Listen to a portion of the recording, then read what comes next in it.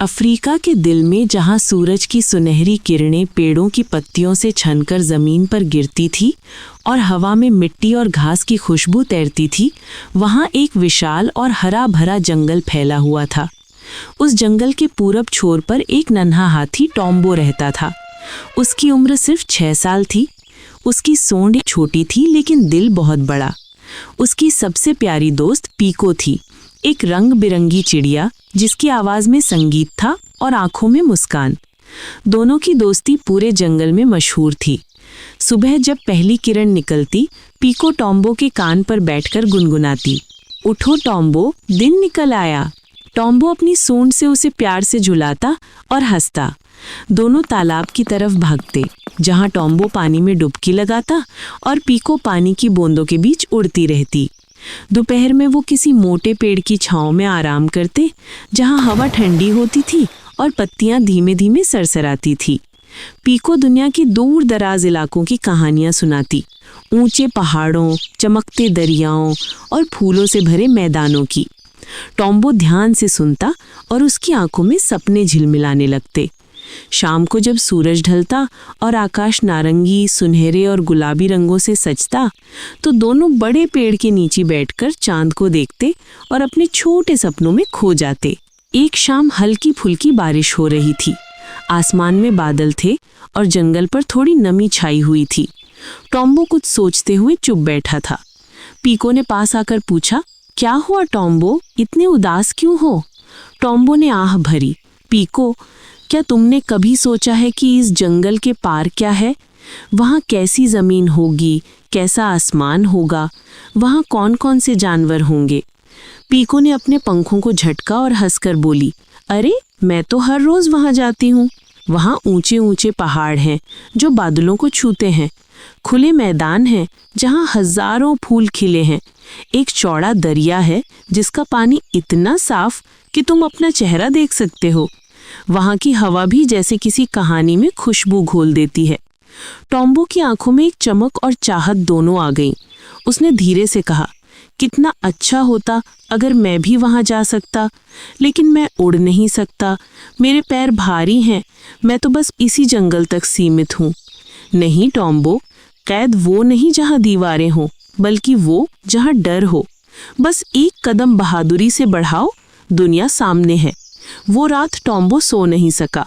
वो तालाब के किनारे बैठा चांद का प्रतिबिंब देखता रहा और सोचता रहा कि शायद सच में बाहर कोई नई दुनिया उसका इंतजार कर रही है। सुबह जब सूरज निकला तो टॉम्बो की आंखों में एक नया उत्साह था। तभी उसका दोस्त केमो वहां आया।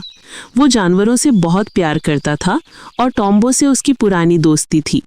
केमो ने मुस्कुराकर कहा, टॉम्बो, आज मैं तुम्हें एक खास जगह ले चलूंगा, जंगल के पार। पीको खुशी से चहक उठी, चलो चलो, आज का दिन सबसे अच्छा होगा। तीनों निकल पड़े।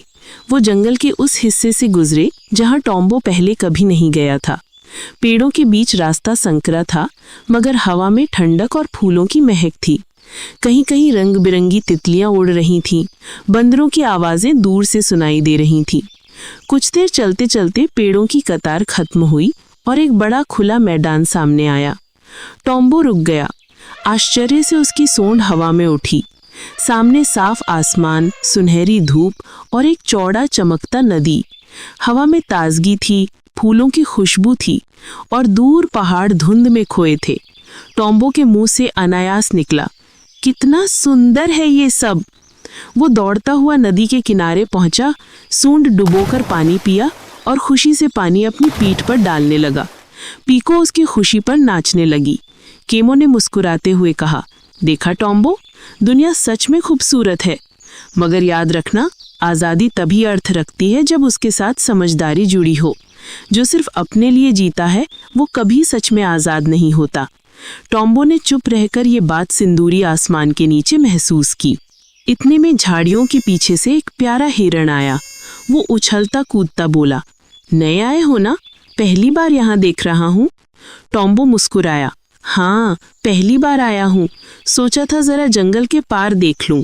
हिरण हंसकर बोला, हर कोई देखने आता है कि खुशी कहाँ रहती है, लेकिन खुशी तो वही है जहाँ मन शांत हो। आज़ादी का मतलब है दूसरों को चैन देना, दूसरों की खुशी में अपनी खुशियाँ ढूंढना। टॉम्बो नदी की लहरों में अपना चेहरा देखता रहा और बुदबुदाया, सच्ची खुशी तो दूसरों के लिए अच्छा बनने में है।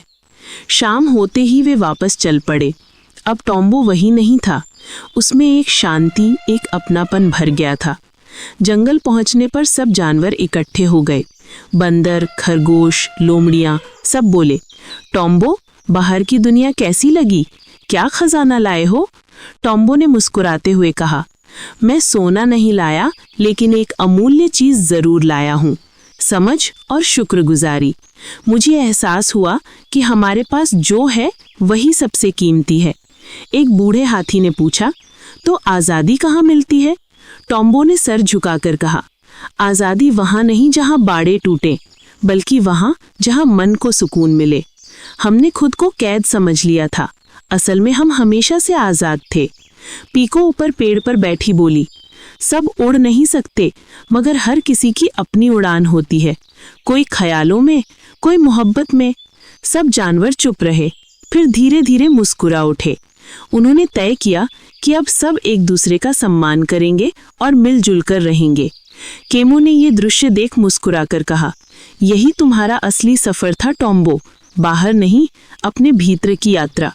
उस दिन के बाद टॉम्बो जंगल का सबसे समझदार और दयालु हाथी बन गया। जब भी कोई जानवर दुखी होकर कहता कि वो बंधा हुआ है, टॉम्बो मुस्कुराकर बोलता, आज़ादी वहाँ नहीं जहाँ दीवारें गिरती हैं, बल्कि वहाँ जहाँ दिल को सुकून मिलता है। पीको हर रोज दूर आसमान तक उड़कर जाती, पर शाम होते ही लौट आती और टॉम्बो के पास बैठकर दिन भर की बातें बताती। कभी कभी केमो भी आता और तीनों साथ बैठकर सूरज के डूबने का दृश्य देखते।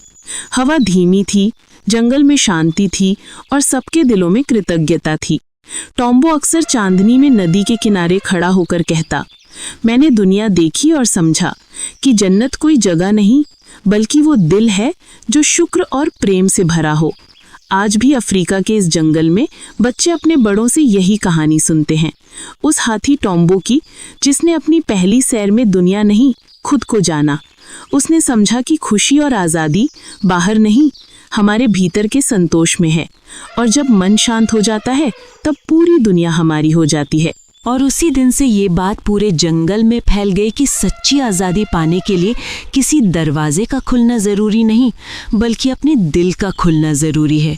जिसने कृतज्ञ होना सीख लिया, उसने जीवन का रहस्य पा लिया।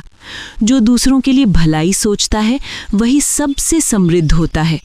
मन की शांति ही सबसे बड़ी विजय है, और प्रेम से भरा हृदय ही सच्ची आज़ादी की पहचान।